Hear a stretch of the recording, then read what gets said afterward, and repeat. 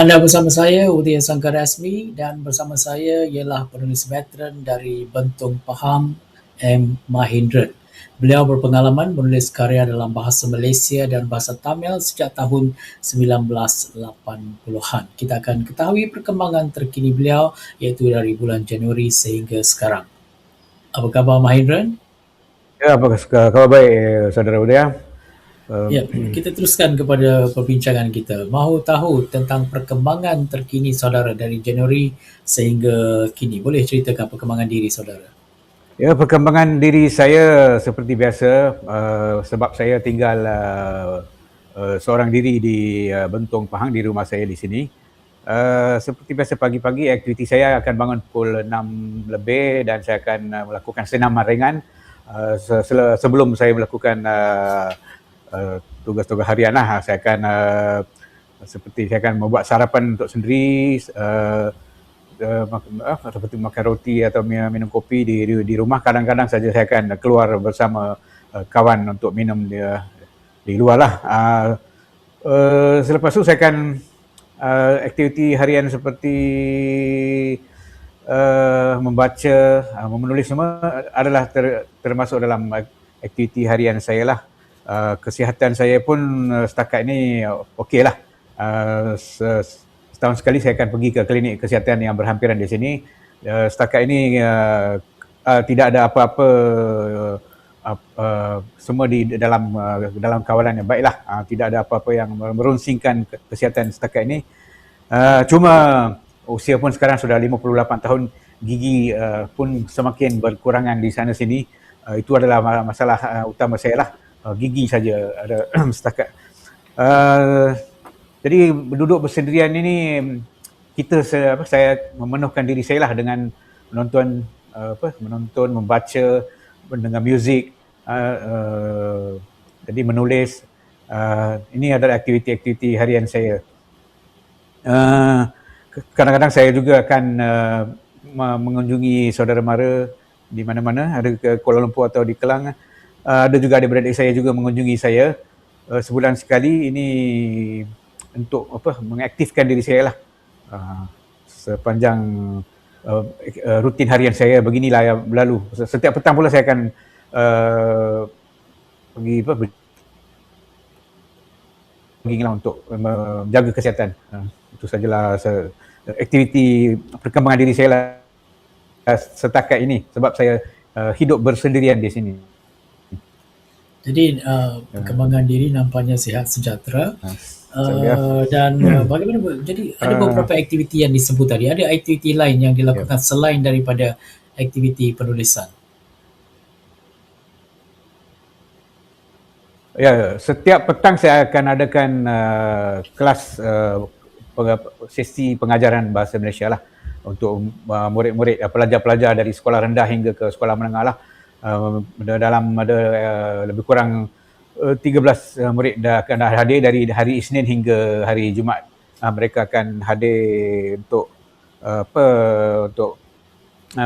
mempelajari bahasa Malaysia. Satu hari lebih kurang ada 2 atau 3 pelajar dari petang hingga malam, Isnin hingga Jumaat.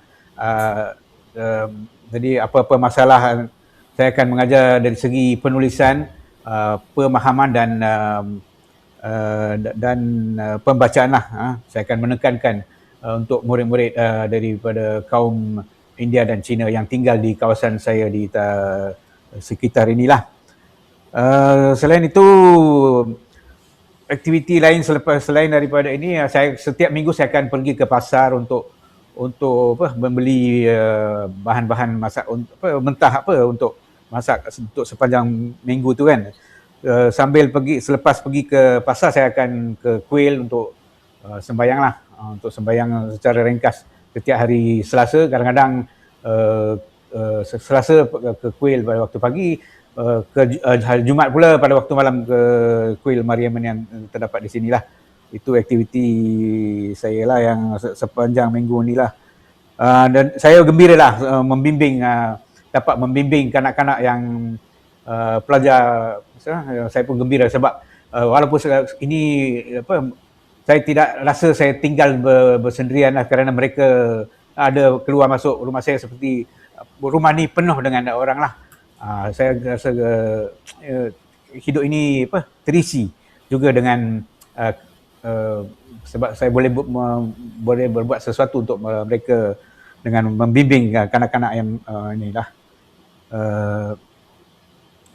Selain itu saya juga akan ke Kuala Lumpur sebulan sekali untuk mengunjungi Kuala Lumpur untuk mengunjungi saudara mara. Ke Kelang kadang-kadang saya juga ada jumpa saudara untuk berbincang topik-topik tentang penulisan. Jadi ini untuk mengekalkan diri saya untuk terus menulis, aktif untuk terus menulis agar tidak ketinggalan, sebab saya tidak sebab di kawasan saya bukan tidak ada sesiapa yang boleh berkomunikasi dalam bidang penulisan. Jadi saya perlu ke Kuala Lumpur untuk berjumpa dengan sesiapa yang berminat dalam bidang penulisan lah. Kadang-kadang saya juga ada menelefon bertanya khabar kepada penulis-penulis Tamil tentang aktiviti penulisan mereka. Ya, ini sajalah aktiviti di samping aktiviti lain lah. Ya.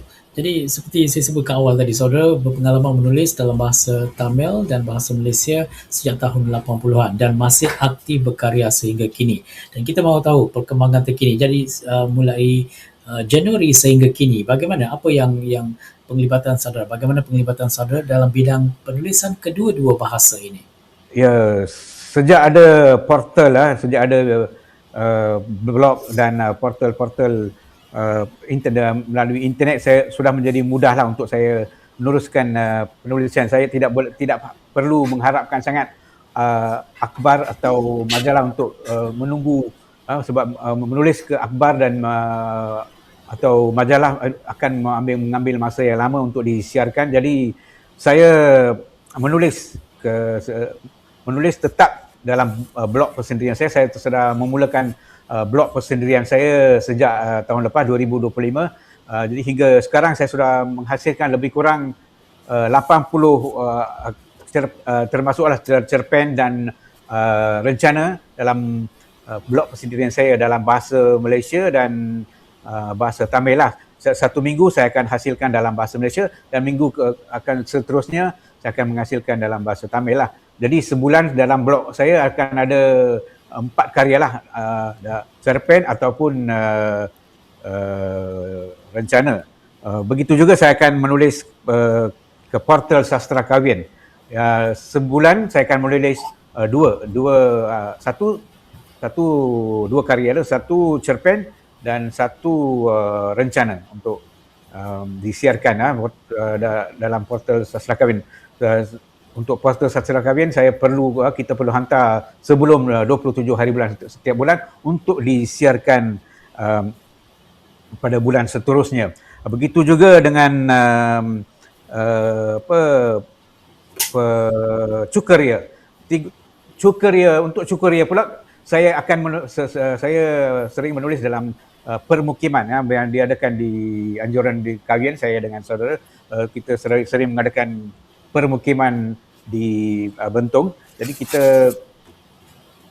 saya suka menghasilkan karya untuk Cukeria pada sesi permukiman yang diadakan di sini.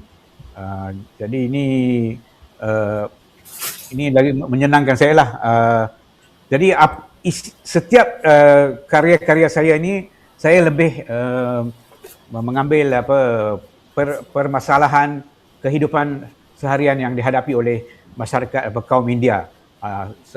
Sebab karya kita, kalau bukan kita yang menulis tentang kaum India, siapa lagi yang akan menulis? Jadi saya lebih menonjolkan permasalahan harian yang dihadapi oleh masyarakat kaum India pada masa sekarang, dan juga saya lebih suka menyentuh apa yang telah berlaku pada tahun era 80-an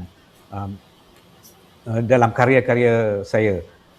Ini untuk boleh menjadi bahan rujukan untuk para pembaca, baik bukan Melayu dan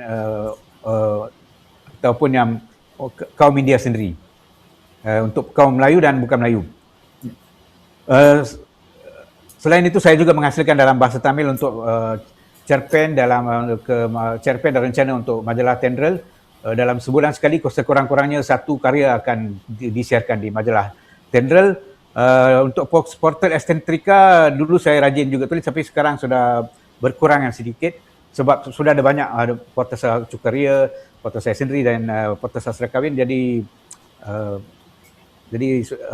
sudah cukup masa. Saya setiap minggu saya perlu fikir apa saya perlu tulis untuk blog saya dan portal Sastra Kahwin.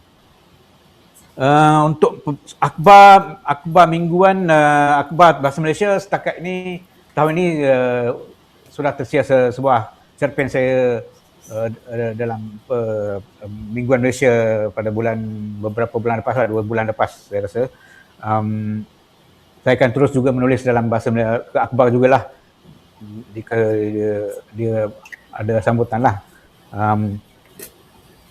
Jadi apa perancangan saya untuk terus menulis untuk menerbitkan buku. Sekarang ada projek penulisan untuk 5 penulis sedang berlangsung. Jadi dalam bulan hujung tahun ini, sebelum hujung tahun ini, projek 5 penulis bukan Melayu akan buku ni akan diterbitkan lah. Itu projek yang seterusnya lah.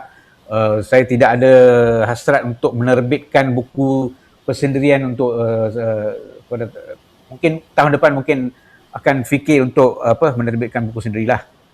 Itu saja aktiviti penulisan yang saya rasa selama dari bulan Januari hingga ke bulan Jun ini, dan ini akan berterusan seterusnya.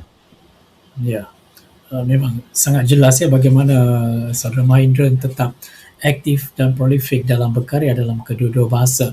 Tentang buku saudara, sekadar untuk makluman, 2 buah kumpulan cerpen dalam bahasa Malaysia berjudul Karupaya, manakala kumpulan cerpen bahasa Tamil bertajuk Talibar masih ada dalam pasaran, masih boleh didapati.